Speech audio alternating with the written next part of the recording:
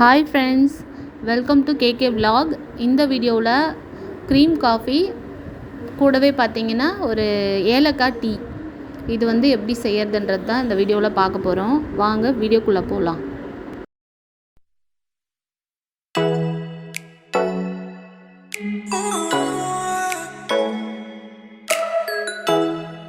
Hello friends, இப்போ நம்ம பால் வந்து நல்லா கொச்சிட்டு இருக்கு. எதுக்குன்னு பார்த்தீங்கன்னா டீக்காக, ஏலக்காய் டீக்காக. இப்போ நம்ம தேவையான அளவு டீ தூள் வந்து போட்டுக்கலாம். வீட்டில் நீங்கள் எந்த பிராண்ட் வச்சுருக்கீங்களோ அந்த டீ தூள் நீங்கள் போட்டுக்கோங்க.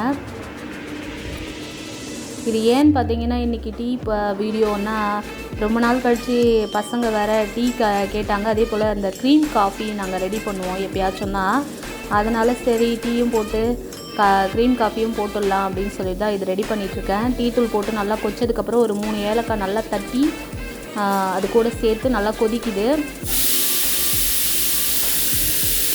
நல்லா கொச்சி கலர் நல்லா இறங்கினதுக்கப்புறம் பார்த்திங்கன்னா நம்ம இதை வடிகட்டிக்கலாம். கூடவே பார்த்திங்கன்னா க்ரீம் காஃபி ரெடி பண்ணுறதுக்கான விஷயங்களும் வேலைகளும் நான் பண்ணுறேன் பாருங்கள்.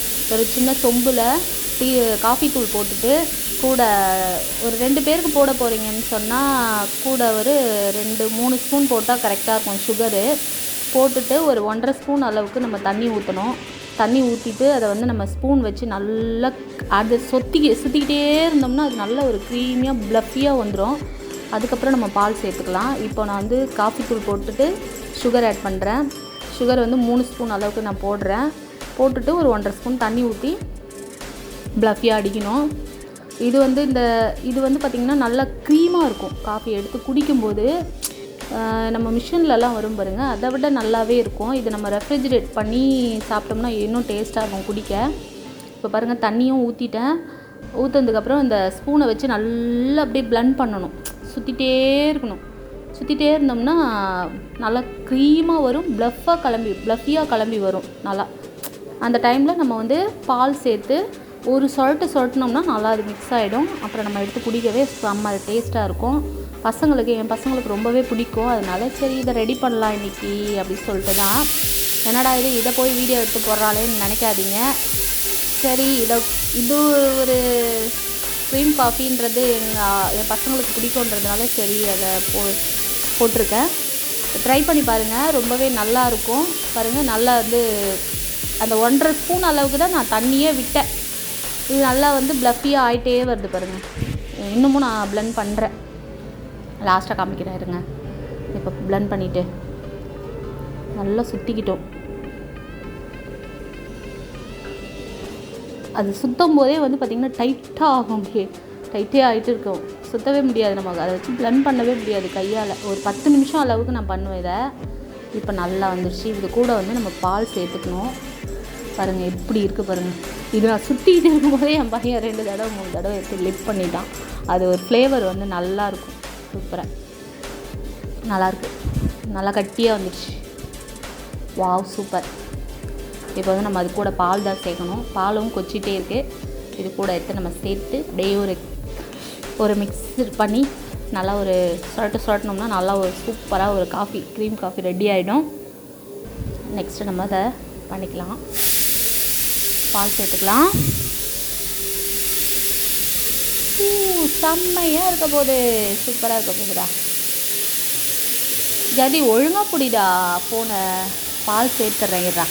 சரிம்மா. போதுமா? காஃபி போதுமா? இந்த அளவு போதுமா? போதுமா. எப்படி வந்தது பார்த்தியா? செம்மையில்ல? ஆமாம்மா. ஓகேவா? ஓகே. இதை நம்ம வந்து கண்ணாடி டம்ளரில் உனக்கு மாற்றி தரேன். சரி. சூடாக இது கூட பிஸ்கெட் வச்சு சாப்பிட்டுக்கோ. சரி. ஓகே. சைட் பை சைடு வந்து நம்ம டீயும் வந்து ஃபில்டர் பண்ணிக்கலாம். நெக்ஸ்ட்டு டீயும் ஃபில்டர் பண்ணணும். காஃபி ரெடி ஆயிடுச்சு. க்ரீம் காஃபி பாருங்க எப்படி வருது. சாதா காஃபிக்கும் இந்த க்ரீம் காஃபிக்கும் டிஃப்ரெண்ட் இருக்கும். அதனால தான் நான் இதை சொல்கிறேன். ட்ரை பண்ணி பாருங்கள். இப்போ டீயை வந்து ஃபில்டர் பண்ணிக்கலாம். நல்லா கொச்சிடுச்சு. ஏன்னா ஒருத்தருக்கு தான் நான் போட்டேன்றதுனால தான் நான் வந்து இவ்வளோ டீ இருக்குது. நான் நிறைய பேருக்கு போடல. ஒரே ஒரு ஆளுக்கு மட்டும்தான். அதாவது டீ ஆசைப்பட்டாங்க அப்படின்றதுனால இதை இன்றைக்கி ட்ரை பண்ணேன். அதை தான் நான் வீடியோவை எடுத்து போட்டிருக்கேன். யாரும் தப்பாக எடுத்துக்காதீங்க. என்னடா இது அப்படின்ட்டு. டீயை வடிகட்டிக்கலாம்.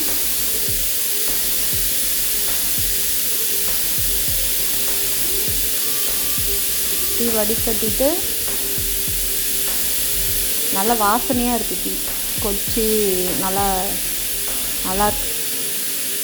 கண்ணாடி டம்ளரில் டீ குடிக்கிறதே ஒரு தனி சுகம்தான்ப்பா. சூப்பராக இருக்குது. டீயும் ஒரு பக்கம், காஃபி ஊற்றிக்கலாம். க்ரீம் காஃபி சூப்பராக ரெடி ஆயிடுச்சு பாருங்கள். நல்லா தெரியுது பாருங்கள். ஸ்பூன் வச்சு சொல்லிட்டும் போதே அந்த க்ரீம் பார்த்திங்கன்னா நல்லா வரும். எப்படி இருக்குது, நல்லாயிருக்கும். Wow, super. இப்போ நம்ம வந்து டம்ளரில் ஊற்றிக்கலாம். குடிக்கிறதுக்காக நல்லா சுற்றிட்டேன். மிக்ஸ் பண்ணிவிட்டு இந்த டம்ளரில் ஊற்ற வேண்டியதுதான். எனக்கு பார்க்கவே ரொம்ப ஆசையாக இருக்குது, குடிக்கணும் போல் இருக்குது. வாசனையாகவும் இருக்குது.